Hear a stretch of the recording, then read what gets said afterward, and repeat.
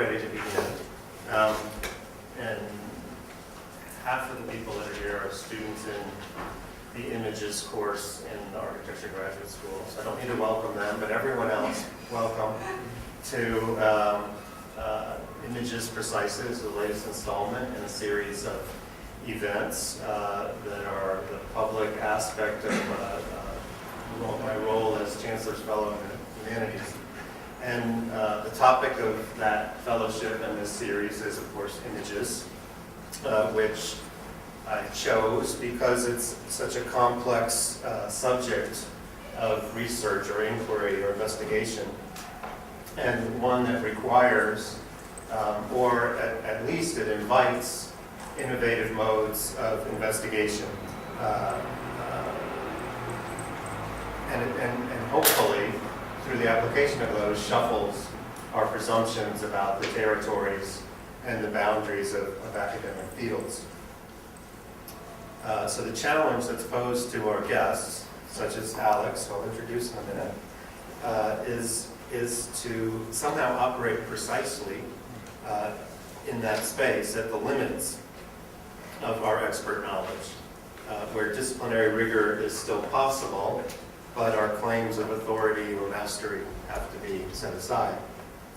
And out of that, I hope will emerge discussions and projects that would invigorate, clarify, expand, alter our understanding of the humanities and equally their public significance. So there's certain questions that motivate the series, such as what would the university become if images were our common currency and imaging technologies became our standard operating systems? Or how would we need to adjust our fundamental assumptions about the production of knowledge, the intricacies of communication, the formation of discourses and identities, the operation of languages, the efficacy of politics, and the media of art, if that were to be the case? What happens to disciplines, since we're having this one today in the architecture school, what happens to disciplines like architecture as images begin to supersede notions like representation or drawing or modeling as our primary media of production? And I wanted to just give someone else some credit for doing something really smart.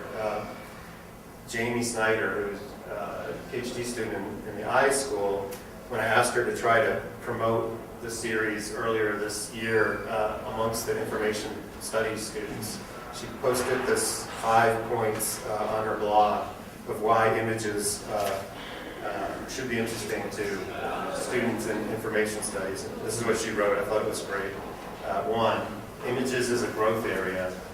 2, images are ubiquitous. 3, images are tricky. 4, images arouse controversy. And 5, images are just plain interesting.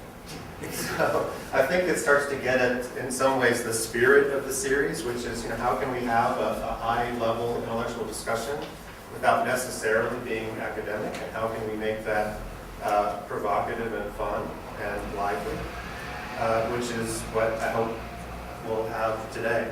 Hopefully this will be fast-paced, fairly brief talk, just a few images, and open it up to discussion and exchanges with the audience.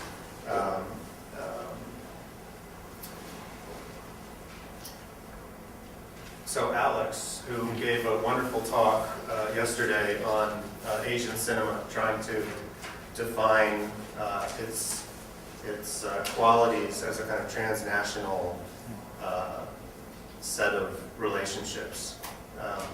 Really interesting to me to see, especially the Korean film clips, but also to understand them in the context of Asia more broadly, or diversity of Asian cinema in relationship to the kind of imperialism of Hollywood. So fascinating talk, which is really, gives some insight into Alex's background as a professor of cultural studies in Korea. Doing work that ranges widely from topics of popular culture, Asian popular culture, to Western high theory, putting the two together, questions of national identity and how those form within global systems, also investigations of historical conditions that foster our contemporary culture.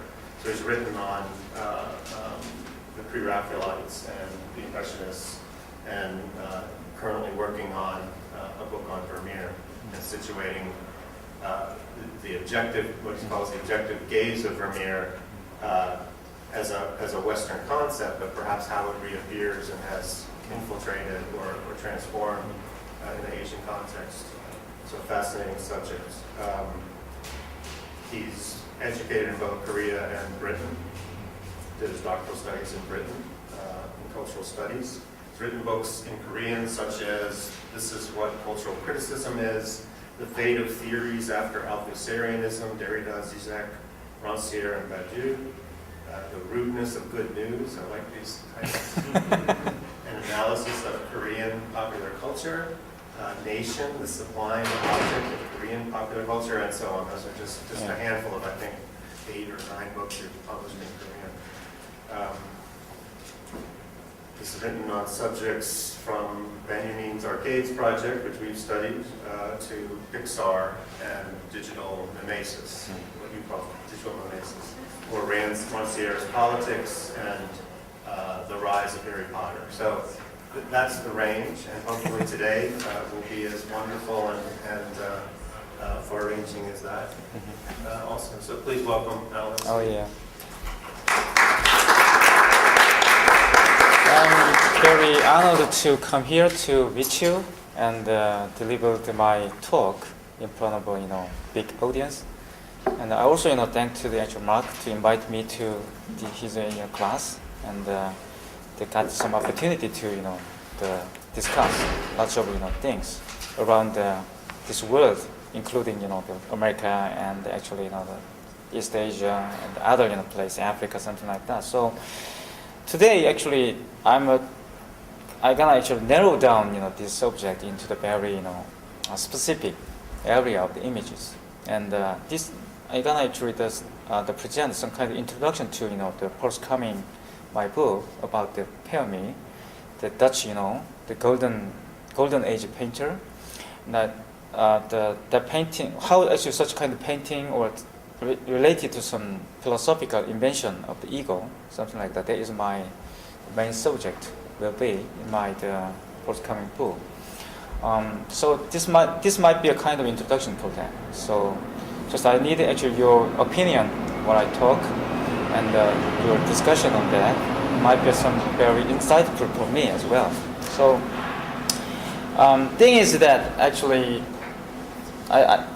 this might be kind of theoretical stuff, but I think in the theory, I just need my major is the theory, the cultural theory and some philosophy. But what is philosophy? Nobody can easily answer to this question, as to what is actually philosophy is, or what is actually the theory.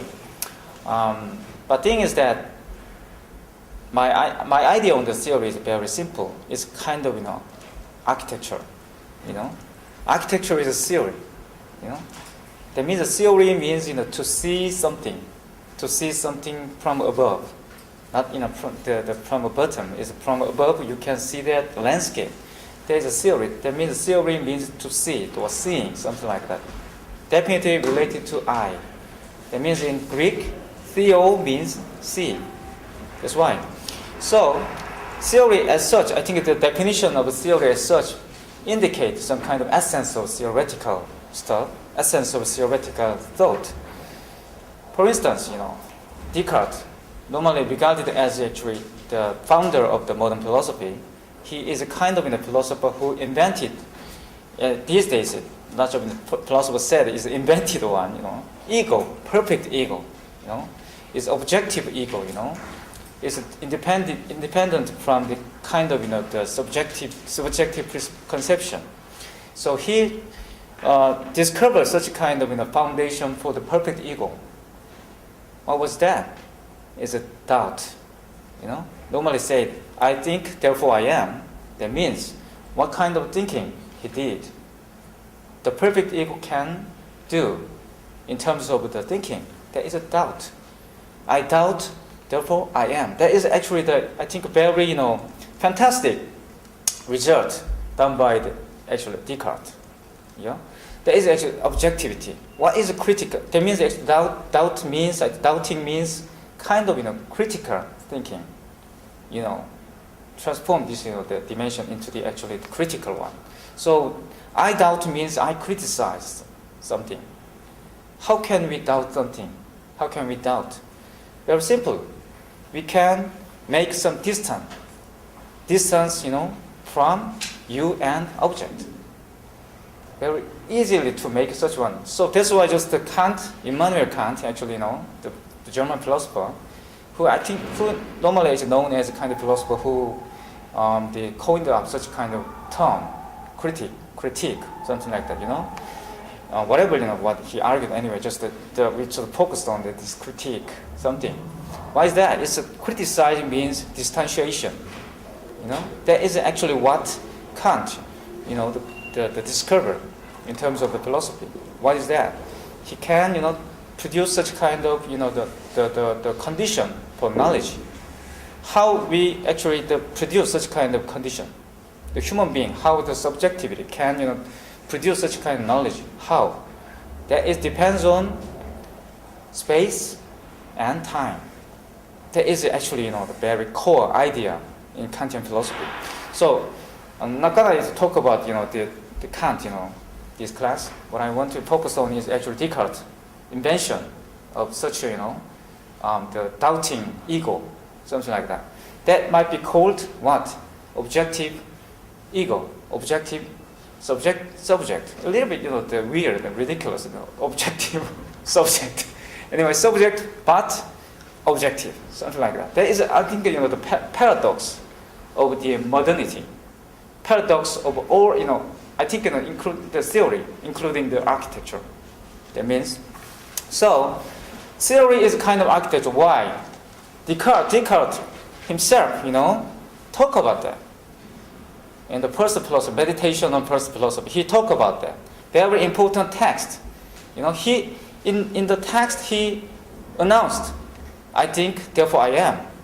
And before his announcement, he actually explained how we can reach such kind of such a kind of doubtness or the state of doubting. He said, demolished all city. He said like this. I can't remember the exact words anyway. Just he talked about like this. If you imagine you are architect and rebuild whole city, how can he do for the rebuilding the whole city, destroying everything? Do you understand? That is actually the what actually Descartes said in the actual meditation. That means meditation means destroying everything. What? Destroying preconception, destroying values, destroying the given habit, something like that. After that, we finally reach that where? Doubting subject. Without any preconception, without any, the interruption by the value system, we finally found out the perfect ego. That is actually Descartes, the methodology to actually make the knowledge, the objective knowledge, or the kind of judgment. By that we can which one is right, which one is wrong. So, whatever Descartes is right or not, what I want to say is that very simple. Where what kind of the imagination Descartes put forward in terms of philosophy there. He said, just imagine architect, try to rebuild the whole city. Very important thing. Architectonic imagination there. That means philosophy, in other words, actually the theory, firmly, based on such kind of imagination. What kind of imagination? Architectonic imagination. We are rebuilding whole, the way of think, whole, the thought, whole, structure of, the thinking, something like that. That is actually architectonic imagination. That is the very, modernist thought. You can see this kind of, the imagination in every theorist. For instance, Marx, as you know, the Karl Marx as well. It's just divided the whole world into the two parts, the base and superstructure. Definitely that one is architectonic imagination. Rancière as well, Deleuze as well. Of course, yes, Deleuze's focus, emphasis is different from such a structuralism or structural, the structuralist. But anyway, he presupposed that kind of structure.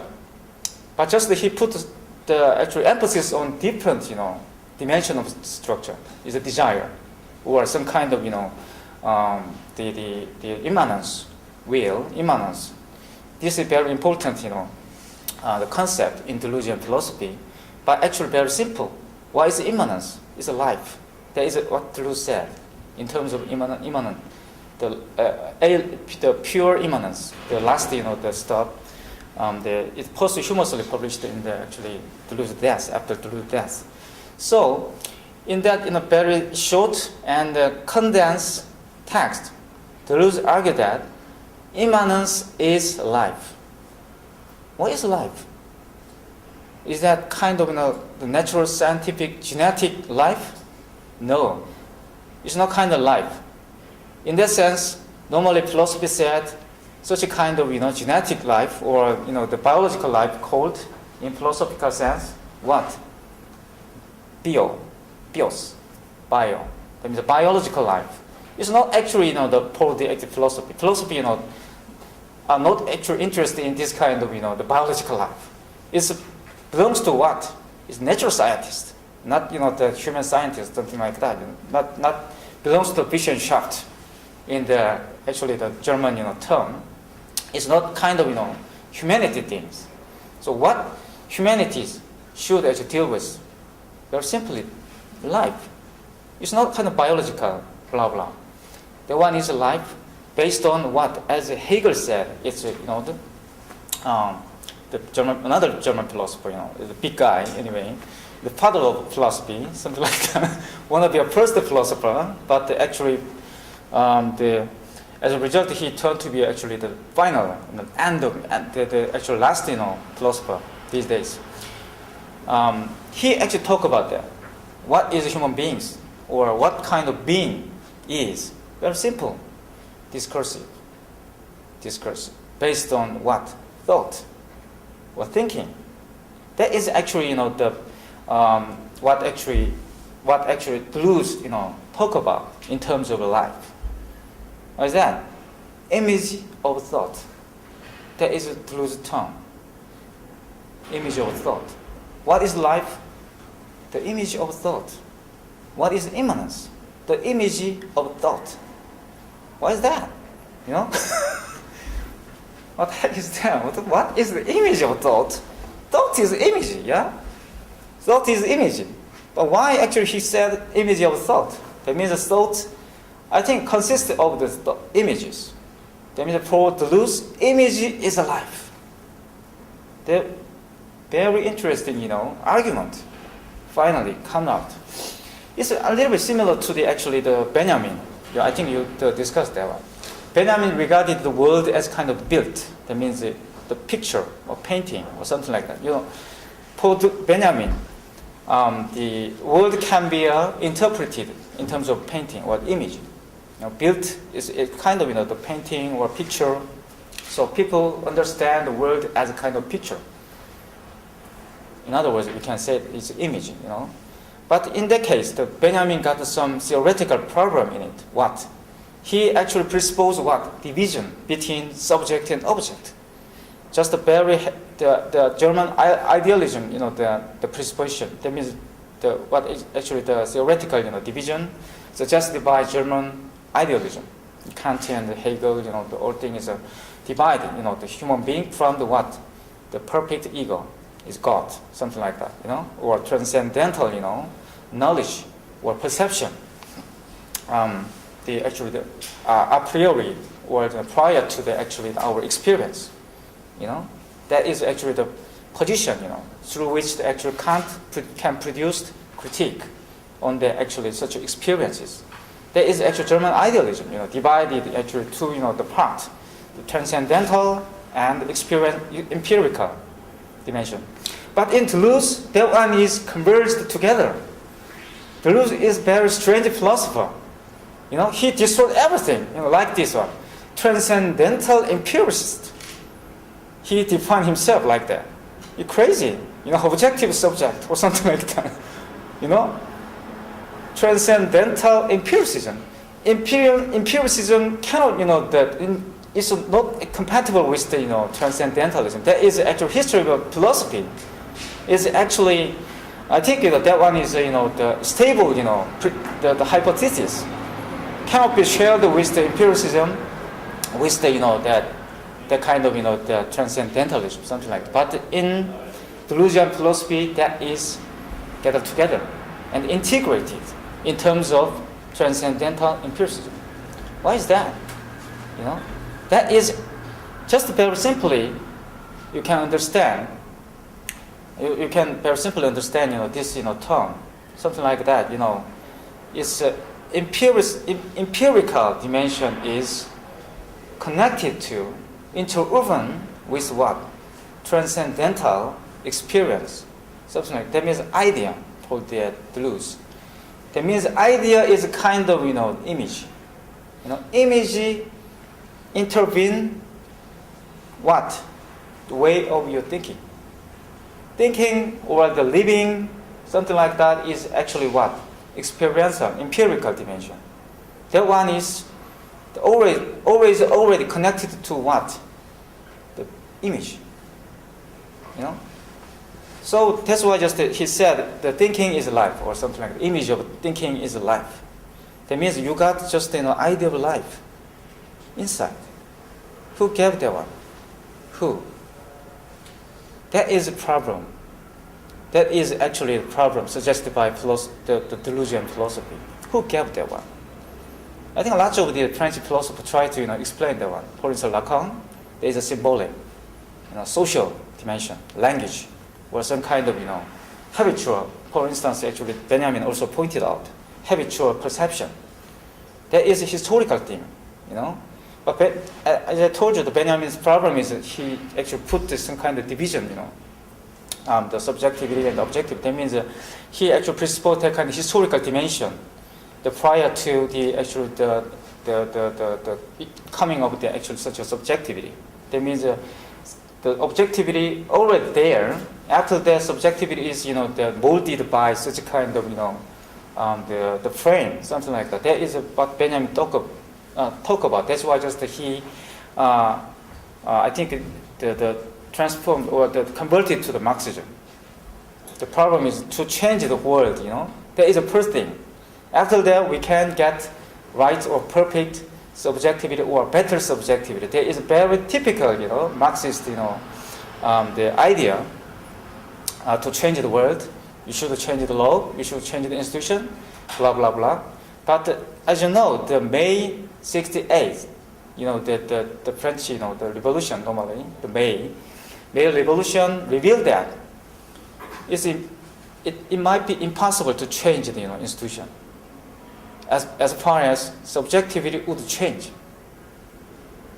That is a turning point, very turning point. It's kind of watershed from which new philosophy came out in the horizon of the human, the being, human history, something like that. That is very important. There is a Badiou called kind of event, So it's a little bit long introductory thing anyway.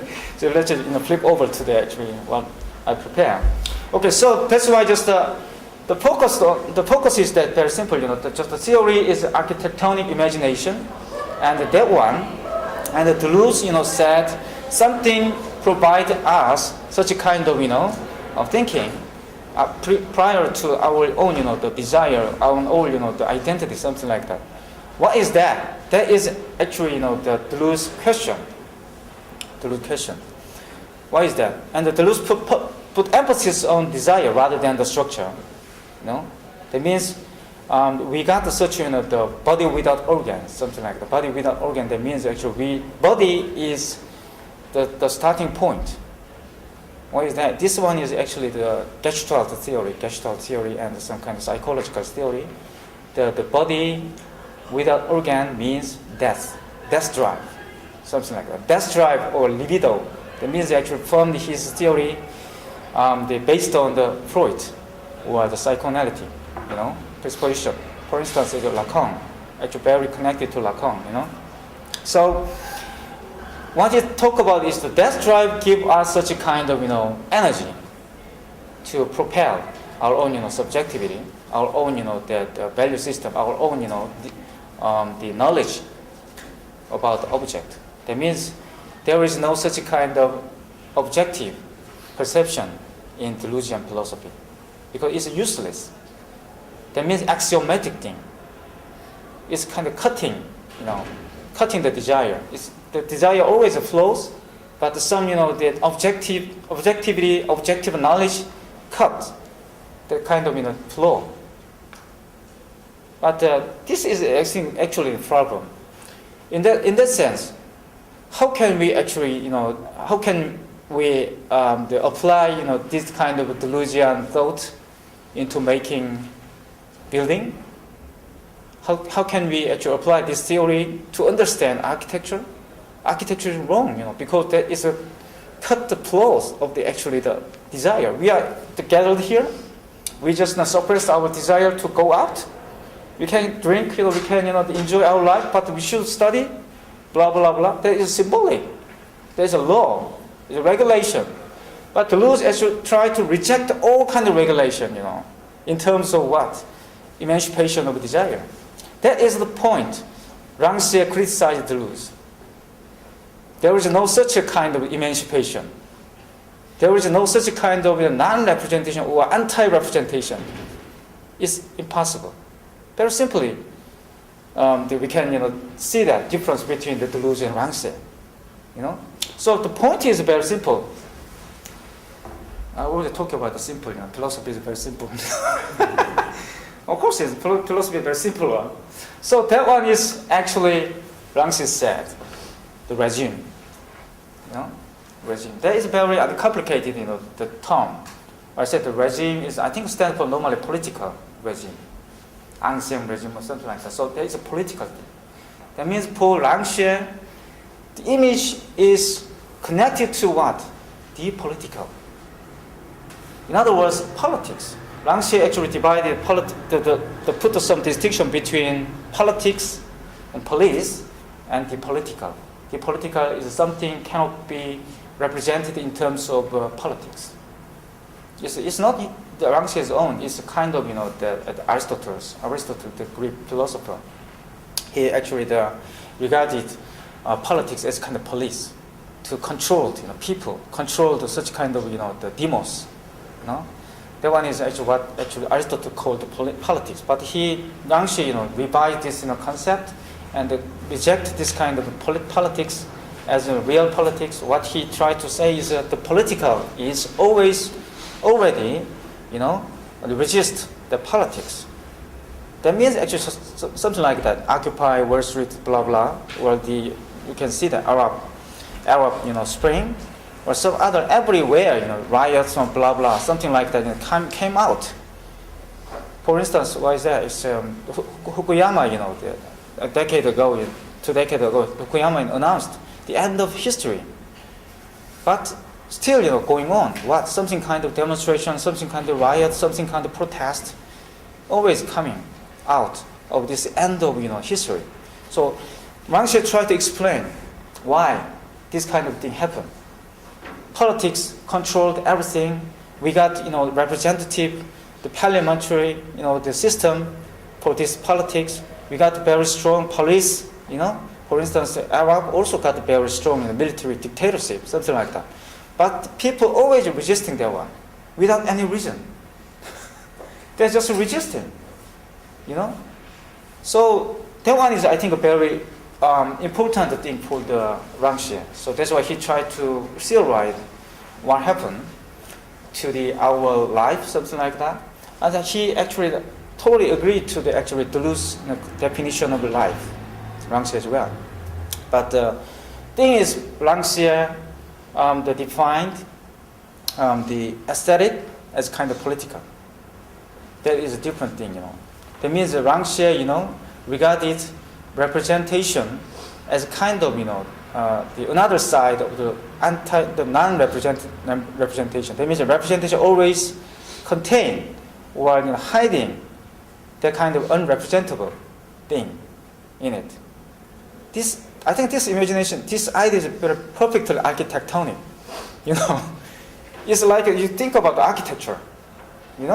Its regime is what? It's taken structure, might be a regime, or it's not kind of just architecture as such might be a regime, You can put some kind of institution, or what I mean actually is structure, put the structure. We just get into actually structure now. We are sit on inside of the structure, But we did something. We are doing something now. That might be called the political. That means actually there might be some interaction between structure and people. That is actually Rangshe's idea. That is the reason why Rangshe called aesthetic as regime. For Rangshe, aesthetic is connected to image of thought. That means life. Very interesting. So look at this one. Just what I want to say is how this thing can be, this kind of presupposition can be proved.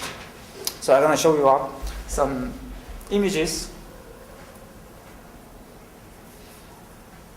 What is this? This one is pyramid.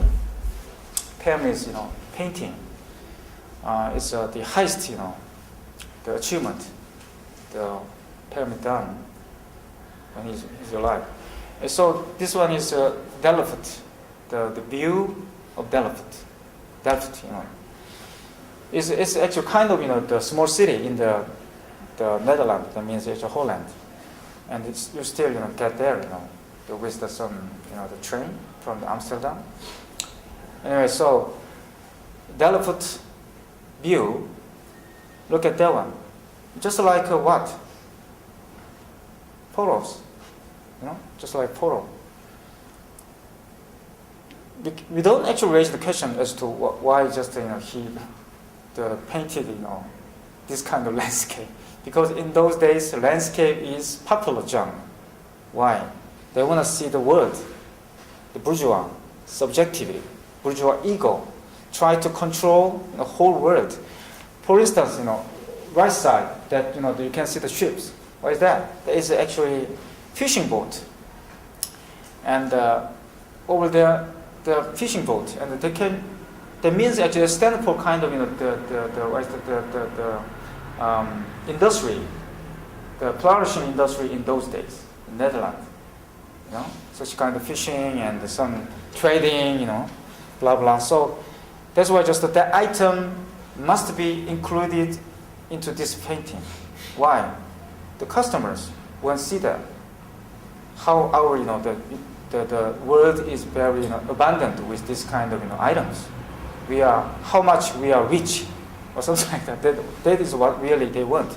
Just like get a photo of your family, memorizing your that boundary of yourself, boundary of your life, something like that. Just memorizing something. So that is kind of memorizing. It's very the desire is similar to you got a photo today. That is a photo kind of thing, because they don't have any the camera in those days. They don't have any technology. So just they depended on what this kind of artist technology, for instance, the Willem Flusser, they argue like that. This also painting, also technology. So the point is that he painted this picture, and I went to Delft, last year, just try to find a point where the actual pyramid actually, the painted this view. That one is Delft. This side is outside. That means that this side is actually out of the town. It's not actually Delft. This area is not belongs to Delft. It does not belong to Delft. That means actually this one, this seashore is actually seashore. Seashore is a kind of a place the traveler arrived. That means actually like this one. These guys, outsider. outsider from Delft. They are not resident in Delft. That means this gaze, where is this gaze? This gaze is kind of an outsider's one. That means what? Transcendental objectivity. Do you understand?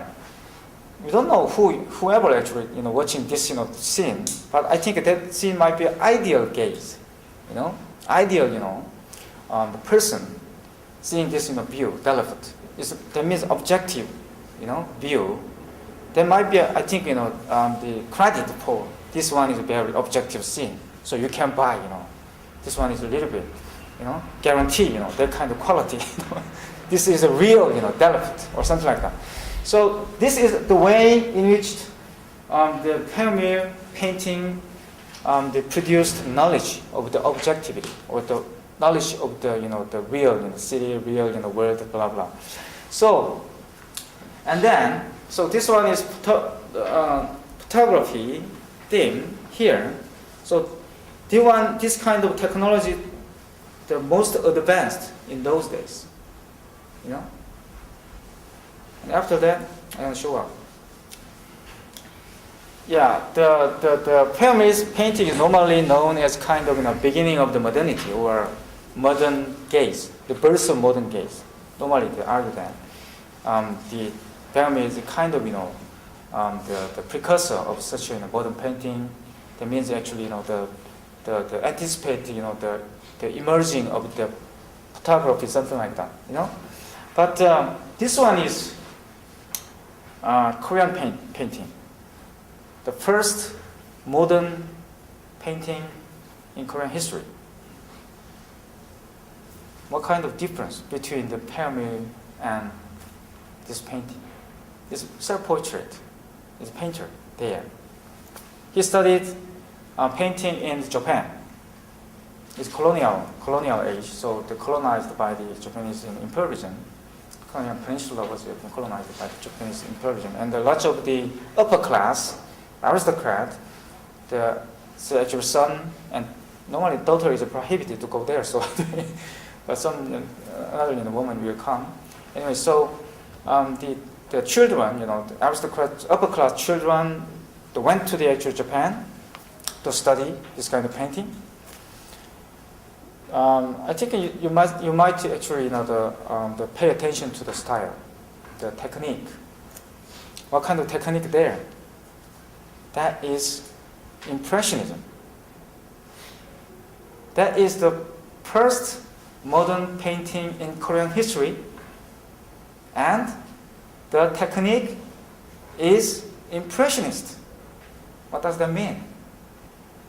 We Korean don't have Vermeer. Do you understand?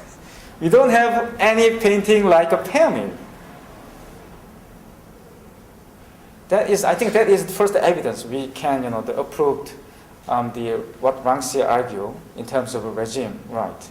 The aesthetic is a kind of regime, That means this is quite a different regime, That means modernization or development of modern aesthetic is not linear. Definitely it's not linear thing, Whatever actually aesthetic is imported in different contexts, that stands for something regime. That's my point, by which we should understand, the Rangxia's theory about the aesthetics. So this is very interesting painting for the, I think, the art historian, because Korean has no, Vermeer style, Vermeer-like painting. That means our own, the modern painting begins with this kind of Impressionism. That means Impressionism was the origin of Korean modern paintings. Not any, the Renaissance, not kind of Renaissance, not kind of Vermeer, objectivism. We don't have that one. You understand that one? Impressionism is what? It's subjectivism, It's kind of subjective, They pay attention to the function of eye. Of course, yes, they're arguing this is objective. But actually the thing is that the subjective is a kind of mediation through which we can reach at that kind of objectivity. So that one is very important, you know, at the turning point in the history of art. So look at this one. I'm going to show you a similar one. Another, you know, self-portrait. David, look at that. It's Impressionism, you know. And another one. That one. It reminds us kind of noir, you know. The one is actually the sunset. The title is Sunset. This one is the first Korean nude. Painting of nude. But very interestingly, the girl, you know, that didn't see their face toward the actual audience. They're just hiding, you know, because in those days still we got, you know, the Korean Confucian tradition. That's why it's a little bit, you know, very. I think the painter, you know, got very brave in your mind. If you know, draw this one, try to, you know, persuade the girls. Who are they? They are geisha in Pyongyang. They actually know the capital. So also, you know, they look like what? For instance, look at this one. This one typical, you know, the impressionist technique. And again, also this one. This one is the painting done by the first female painter in Korean history. Whole thing is the first one. The first female painter drew this painting. And also, you know, definitely impressionist style. You know, it's kind of Murillo or something like that. It's a very impressionist kind of thing. So, look at this.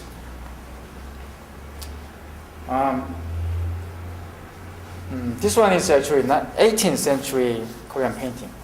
It looks like what Chinese one, because in those days we don't have any division between the China and the Korea. You know, we got to share the same, you know, East Asian, you know, culture, same, you know, aesthetic.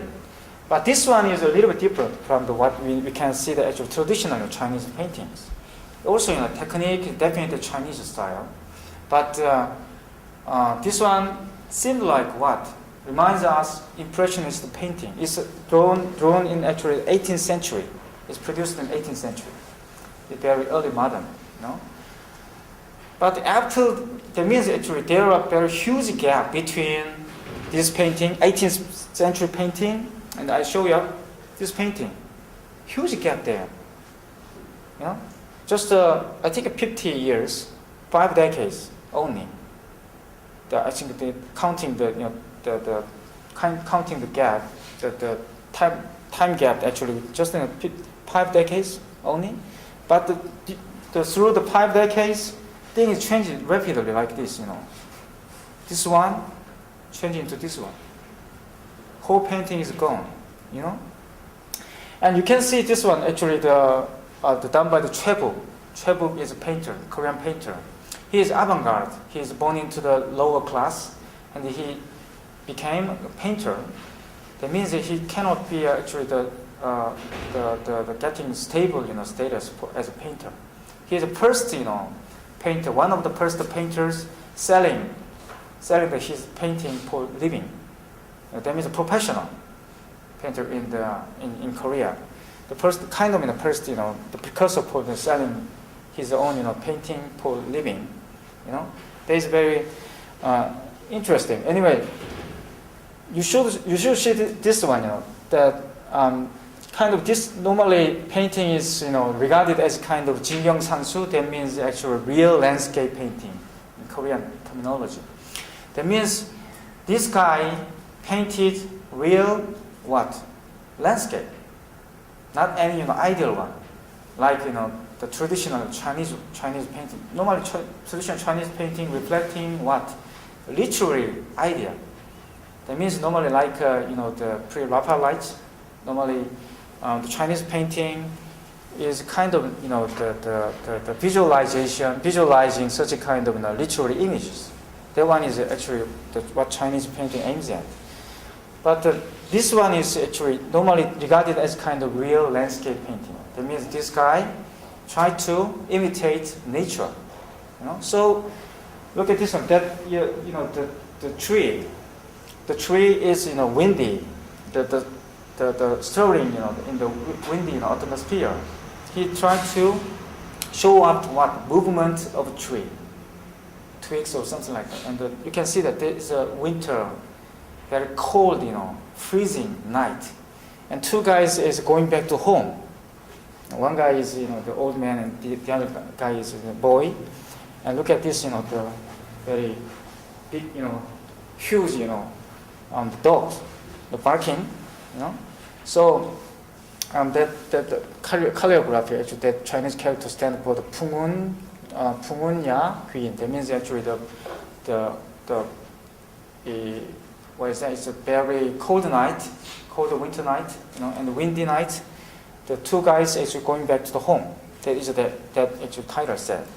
So anyway, just the point is that the tree's movement.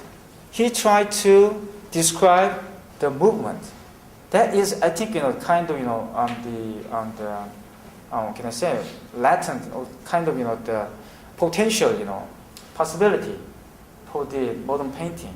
It's indicating such a kind of the possibility of modern painting. It means 18th century Korean painters very interested in describing nature, describing the movement. That means kind of its own development toward modern painting. But abruptly all thing is gone, and this new style of the painting imported into where?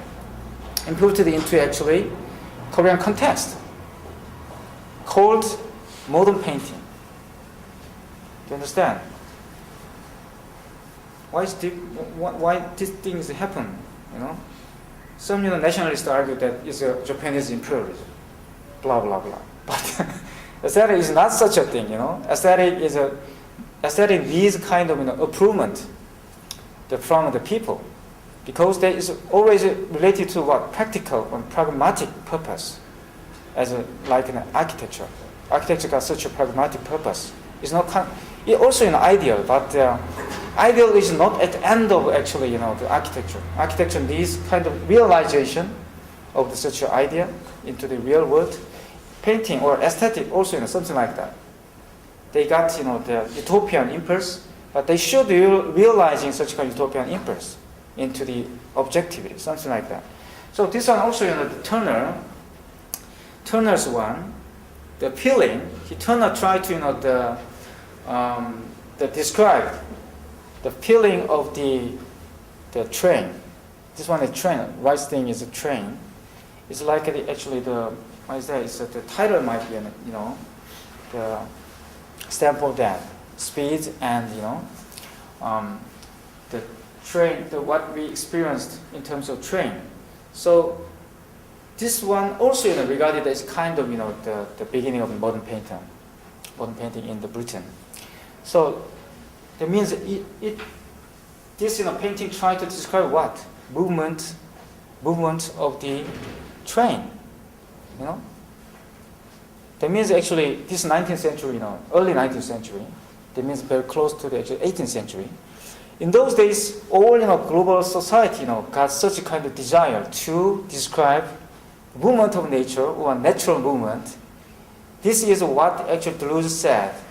The before First World War, the aim of the film, aim of the cinema was to show up movement, image.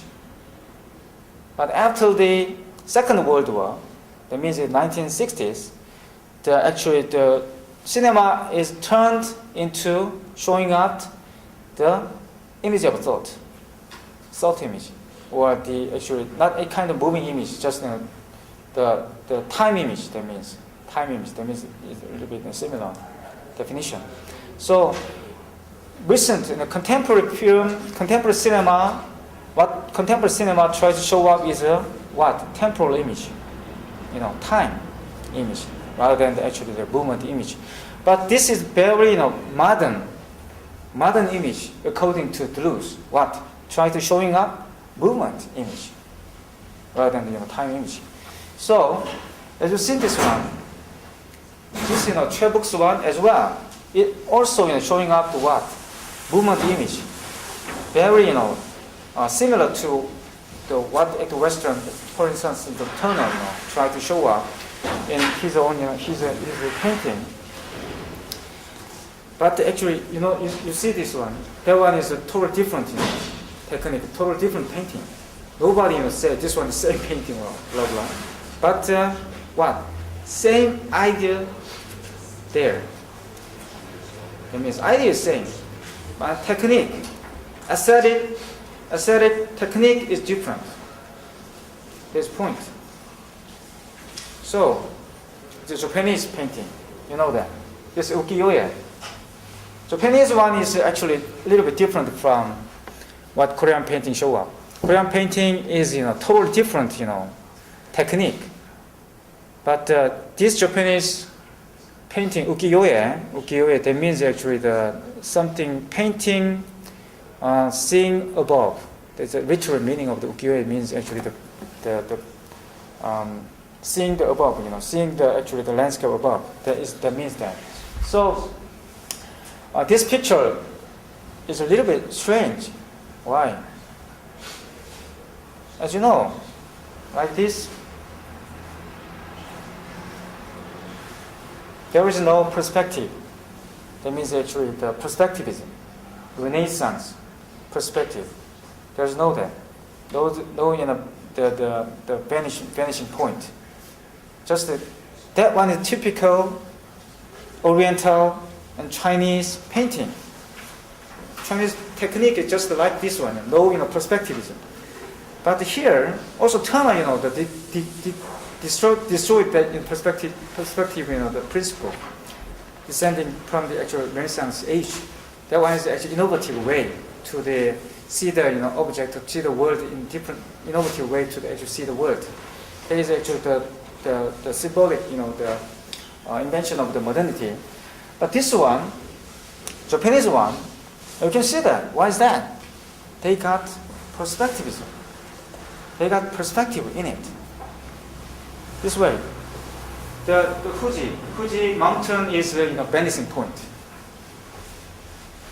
What happened to them? What is happening is Japanese artists implanted Western technique into their context. What they need is kind of the mixture. Try to find out the mixture. That is, I think, what Japanese regarded modernity. For Korean, modernity means what? Rupture between tradition and the new, the newness, something like that. The old one and the new one. That one is for the Korean people regarded actually new world, blah blah. Like the Descartes, the way to think. But the Japanese are a little bit different.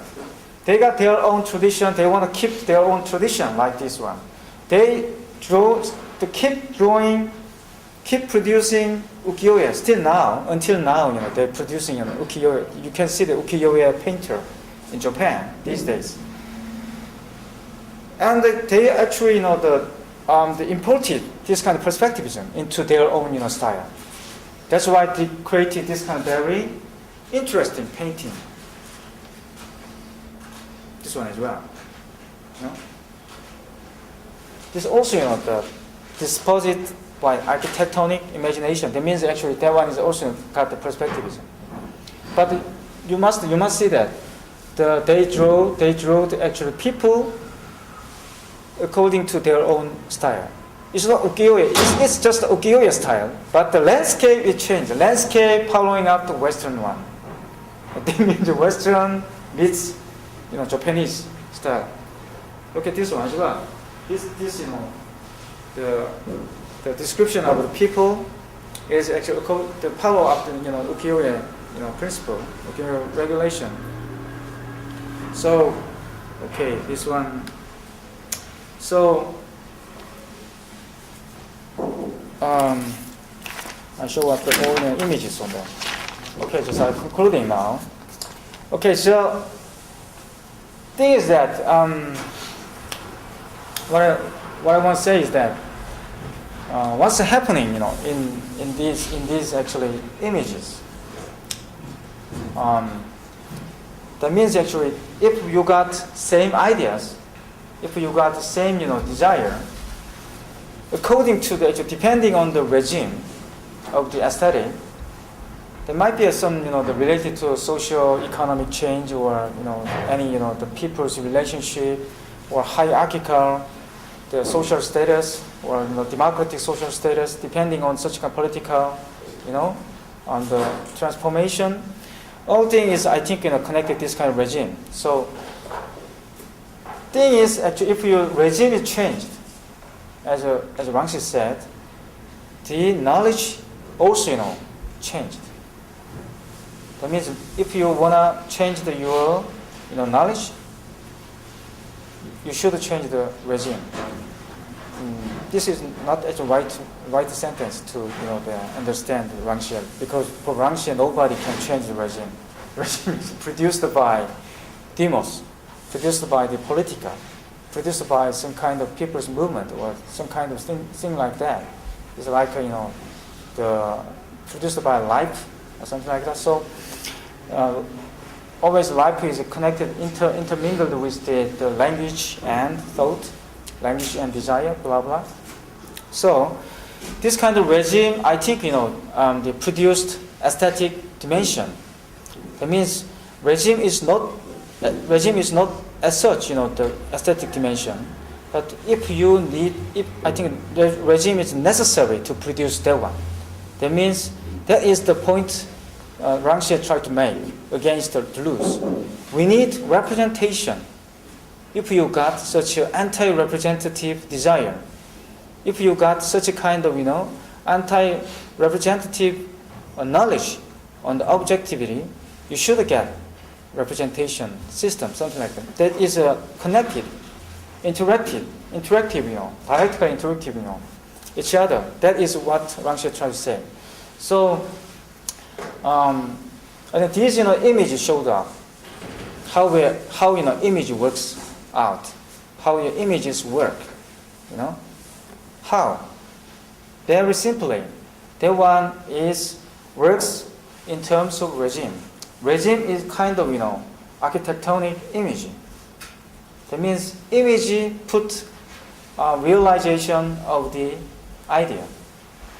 That's why just, the Korean painter, the 18th Korean painter shared same thing with the Turner, but he produced totally different, the aesthetic representation according to what? Chinese tradition, rather than Impressionist tradition. But after that, 19th century, Korean painter, it's not very far from the 18th century.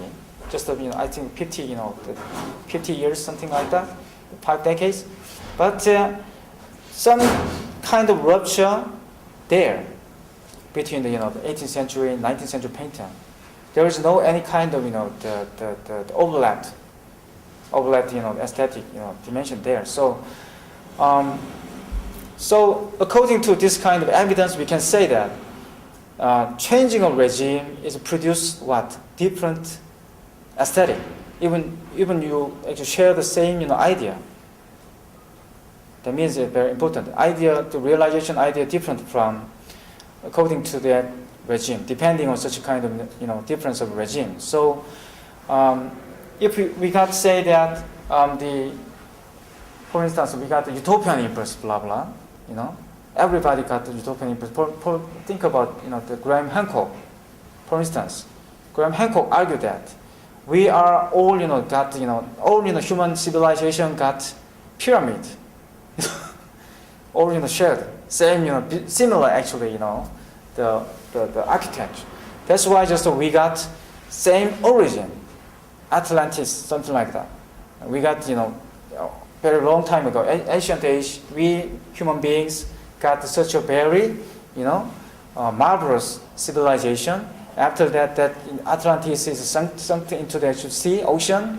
After the remained actually the escape from such that disaster to the actual continent. They are building up similar architecture. There is a little bit very interesting conspiracy theory anyway. But it just, not like that, what I said.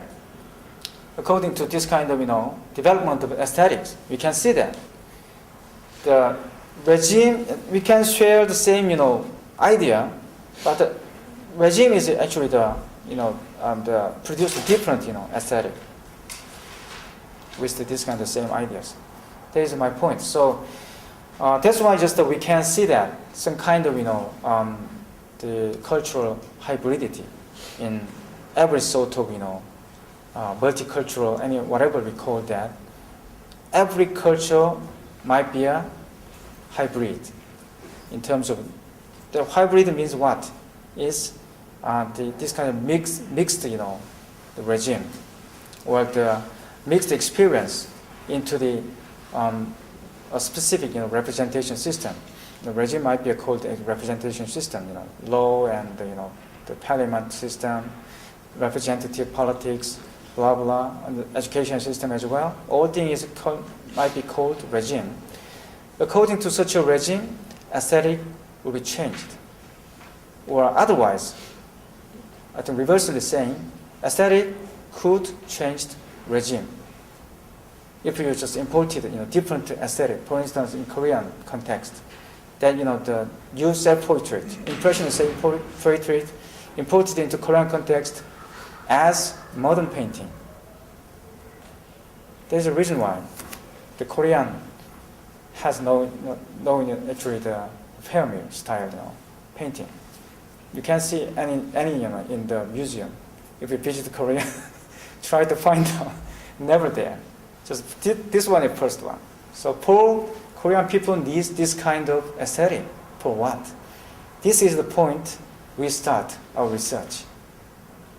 This is, I think, we can find out shared interdisciplinary study for understanding culture or understanding the exchanging this kind of values or the production of the aesthetic form.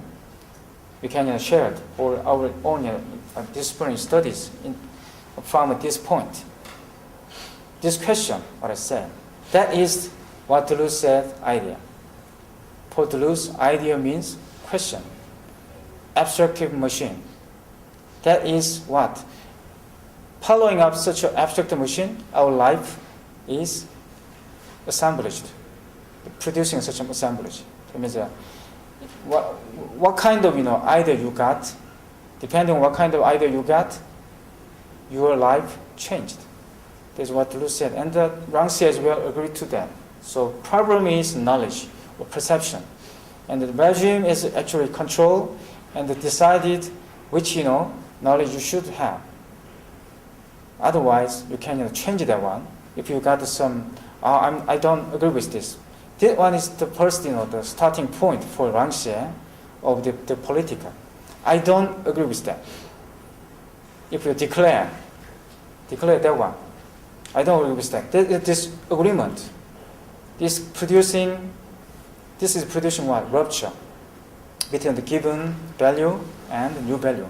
So, images, this is my concluding mark, I will say it like this. Image is the very place for controversy. Why? Always image showing up what? Such a kind of an intermingling regime. Or some kind of, tension between representation and non-representation or unrepresented. That is image. Image showing up objective while at the same time hiding unrepresented. That's why image is always controversial. There's my point, and through the actual Rancière theory and Deleuze theory, we can understand how actual theory works, giving us what thinking. This is, I think, very important. So image. That's why image is very important. Not only at the modern age, but also ancient and the medieval age as well. Image is power. Image means power. What kind of power? Power of thinking. So done. That's it. Thank you.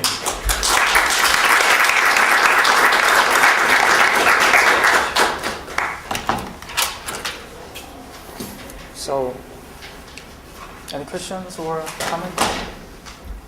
Questions, comments, points of clarification? Any kind of thing, okay. Yeah. But it tends to go towards your introduction.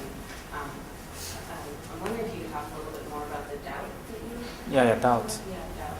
And maybe how reconnecting it with some of the later material. Yeah. Doubt is, I say, something like, the disagreement. I doubt when you said, I doubt the given, I doubt, politician said, something like that. There is all things, related to this kind of doubt, the way of doubting. Or, I think that might be a very necessary to create a new one, or to create or critical thinking to the actual the given society. So I think every kind of new, whatever they might be called, work about anything, I think including the architecture as well, to try to make some distance from the given. If you want to actually make something, your professor ask you to make some portfolio for any building, you might thinking about that. How can I make some critical distance from previous buildings, architecture? That is very, I think, important moment. Where some education system always talk about that, but nobody teach properly how. I think philosophy is something like this one. It's not kind of general arts, or it's not kind of liberal arts. So it's a sophistry thing, as Socrates actually Asian philosopher criticized sophist, because sophists believed we can't teach social thinking, but Socrates said we can't teach the thinking. Thinking belongs to what? Individual, our own. No, the institution can give any thinking to the individual. Individual thinks, because individual got such an image, very empirical image. And as part of that, my understanding of the Cartesian doubt is really, I think, as you say, is looking for a point of certainty. Questions that our ability to know is rooted or distorted by the senses. So if you question the modes of apprehension to the extreme, the only certainty you can have is that you are thinking. Right? So the only certainty I have of my existence is that I think. So I think, therefore I am, asserts the very basic point in which existence is asserted as the only point of certainty, because there's a doubt. And as you mentioned Kant, which again begins to question our ability to comprehend. He pushes it to the limits within which it's possible to know. So in a way, one is moving from the search for total truth to the point in which it is possible to know. So the analytical priorities of time and space are about within what context is humanly possible to know. That's with the end philosophy, so to speak. But they are both, at least at that point, rooted in the individual. Like not into intersubjectivity where discourse and critique come. So I wonder if you can expand between the distance between that doubt or that assertion of knowledge rooted in the individual logos and the collective political evolution. Yeah, very good point. Actually, it might be a little quite risky if you understand this. What I talk is kind of relativism, This is not kind of relativism. What I say is what I talk about, the with the individual is kind of similar to the grammar. If you're using a language, you should have got the grammar. There are minimum condition for your thinking. It means I think that is very evident. We can share our own experience with the other people. That's definitely right. Scientifically proved. You can share that means actually, the man from the Venus or the man from the Mars and the woman from the Venus, something like that. Normally, the commercialization, using this kind of, theory to actually setting up such a kind of stuff. Anyway, so as you said, this is a little bit, oxymoron. Sounds like oxymoron. What I said, it's like a transcendental impression, something like that. Why is that? thinking as such might be a foundation for such as truth. And lots of philosopher, after the May, actually the 68th May, the Derrida and lots of the French philosophers try to clarify what kind of foundation could be delivered by this kind of philosophical system, the pursuing the truth. So that's why Derrida is very frequently criticized by realists, the philosophical realists in Britain. Normally they criticize Derrida as a relativist or something like that. The Derrida's the deconstruction is a relativism, the variant of relativism or something like that. So Derrida rejected truth, blah blah blah, and it rejected certainty, and unable to actually recognize such a truth. That is a point of deconstruction. For instance, Terry Eagleton also, playing Derrida in this way. But I don't agree with that. That means Derrida, I think, properly put forward the category of undecidability. That means the undecidable. The undecidable. A little bit difficult to pronounce. Anyway, that means we cannot decide, at some point. That is the humanity or philosophy can do. That is the where we can stop our thinking. And then what? Do something. Just like a Nike advertisement. Just do it. It is beyond our thinking. That means our life is always connected together. That means that the two categories connected together in our life. First one, thinking and action, or in other words. Action is not depending on what? Thinking. Do something and you think. Thinking is not kind of action. That means thinking is pushed up such kind of limitation of thinking. That is showing up. As Deleuze said, very early time, argued that this is a simulacre. Simulacre is not simulation, just a simulacre kind of thing. We should push up this simulacre at the edge. And the end of the simulacre, we can find out what? The line of light, something like that. We can escape from our own limitation. There might be death drive. You can see this kind of guys, this kind of individual. But in that point, that individual is no longer called individual.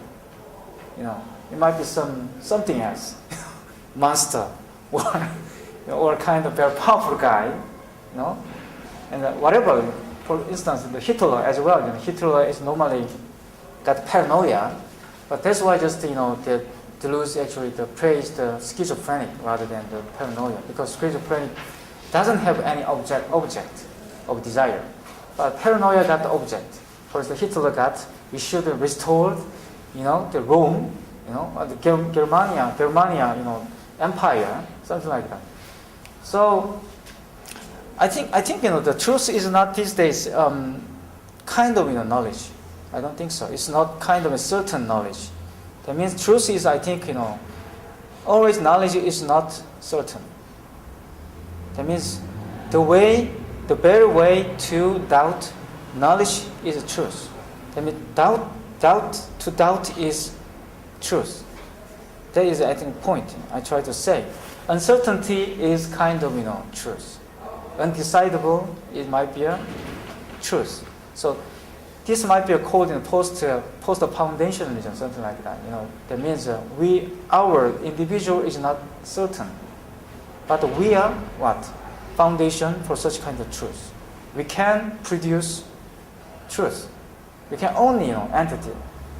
The individual is only grammar about truth. There is actually these days philosophical pursuit. So I wonder if we could try to bring together the very beginning, the questions about doubt and certainty, the foundation of the modernist subject on doubt, with the last comment that images are always controversial, are inherently controversial. They're a site of controversy. And I wonder if it's complicated, but with the substitution, say, in Deleuze of thinking as image for thinking as for Descartes mathematics, right? So with Descartes, you get I exist because I think, I know I think because I can do math. Right? That's essentially what the Cartesian cogito is, right? It's Yeah, right. founded on mathematics. So a certain kind of objectivity. Whereas for Deleuze, it's this image, it's this pre-cognitive sense, a kind of, not primal, but prior, it's prior to rationality, but nonetheless it's thinking, right? So images exist, and I guess especially now more than ever, as they're reproducible in multiple ways, at a kind of interface between the individual and the collective, or individuals and one another, or subjectivity and the world. So it becomes, they're at that moment of undecidability that you're just talking about. They exist in interesting ways on many levels at an hinge point, right? So there's a couple of questions then that come out of that for me.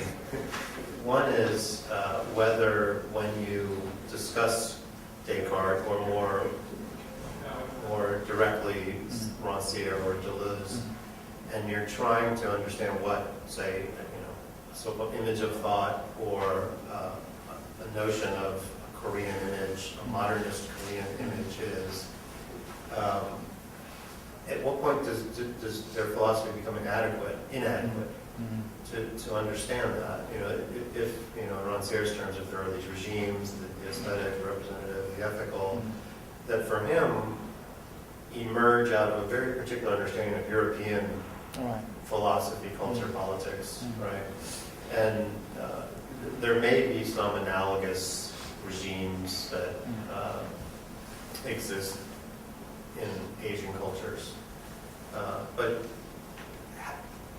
what's interesting to me is then how images can become the topic whereby you negotiate that difference, right? By actually, the kind of thing you actually did, comparing images, and what Rancière gives us, what Deleuze gives us in the book on cinema are, very precise and intricate ways to analyze images and to understand them as philosophical in the terms that you're talking about. But at what point do they become, say, for you, or theoretically, inadequate? How do you negotiate that problem? Yeah, my point is very certain about the doubt on such a division, between Oriental and West, and kind of structural, the binary. It means actually it's like the Derridian deconstructive way to understand whole. That means something like that. Normally people talking about like this one, for instance, actually you can see the actual thesis on the Deleuze in related to the non-West philosophy. For instance, Deleuze and Buddhism, and Deleuze and Chinese philosophy, and Deleuze and blah blah, Oriental blah blah. In that case, you can see that what Oriental, Chinese, all thing is something very flatted representation.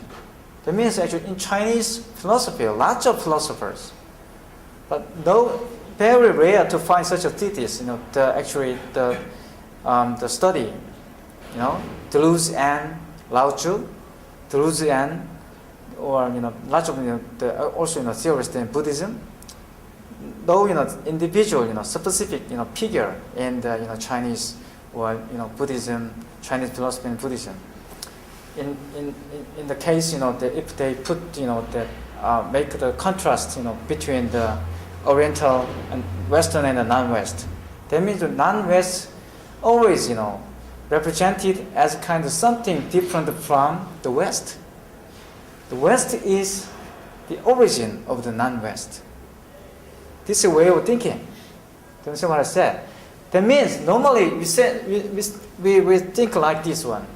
We got some non-West thing out there, or we got some different thing out there. We got everything now, but we just believe something out there like X-File, just something out there, or the truth is out there, blah blah blah. I think that is the point Ramsey and Deleuze criticize. We should affirm this life. There is no outside. We should affirm this one, this life, and the start our thinking from this point. We affirm the one. This is Nietzsche, what Nietzsche said. Otherwise, we very easily fallen into where? Nihilism. The fascism. The political nihilism might be a fascism, So, Deleuze and Rancière try to prevent this kind of, the massive, nihilism or pessimism about history. That means there is no any Oriental people, There is no Chinese people. Only Chinese and Korean people there. But Chinese, Korean is invented in where? After Second World War. We didn't define ourselves Korean, not until actually the Second World War. We didn't get such kind of idea. After that one, all things is imported into Korean context. Roughly like this impressionist painting as kind of modern painting. It's a linear, description of the history. We should reject this one. Life is life, and what changed is kind of thought, image, intervene our life. That's my point. So we should talk about image rather than any kind of such a origin. Talking about origin or talking about where are we from, blah blah. That I think that there is no such kind of origin. There is no such kind of a transcendental dimension from our life. So that is very important philosophical insight since the 1960s. That's my point. And we should actually develop this kind of theoretical thinking. So of course this is not kind of that about biological life. That means for Deleuze and Rancière, life means once you are getting into the social, getting into the circles, getting into the linguistic dimension, cultural dimension in other words. And then our being exists, comes to exist, If you're accepting this kind of rule, this kind of, according to the Lacan, it might be castration, symbolic castration, you might be learn how to control your desire or blah blah. That is the moment your being come to exist.